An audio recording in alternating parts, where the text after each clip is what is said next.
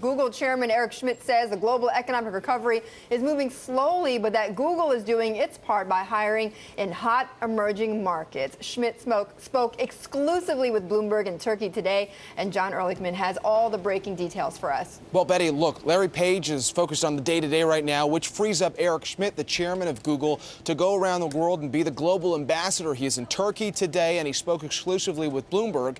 And while we know that there are troubling issues for companies like Google as they try to move into new emerging markets, China is a great example of that. What Schmidt told us is that when you can offer jobs to a new market, and they plan to hire aggressively in the Turkish market, then it's a possibility that they can grow pretty quickly. Have a listen to what he had to say.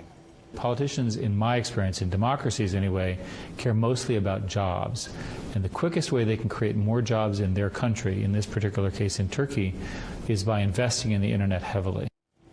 Speaking of other investments, we know there is a battle taking place right now between Google and Apple for all of those Nortel patents. Nortel, the bankrupt Canadian telecom company, those patents would be valuable to both Apple and Google because of their big push into the phone market.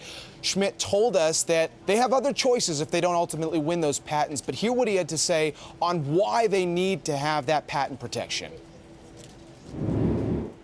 It would be better if patents were much more limited and they were much more vetted before they were awarded. We have a problem that people have patents that they really shouldn't have, and they're being used to damage innovation.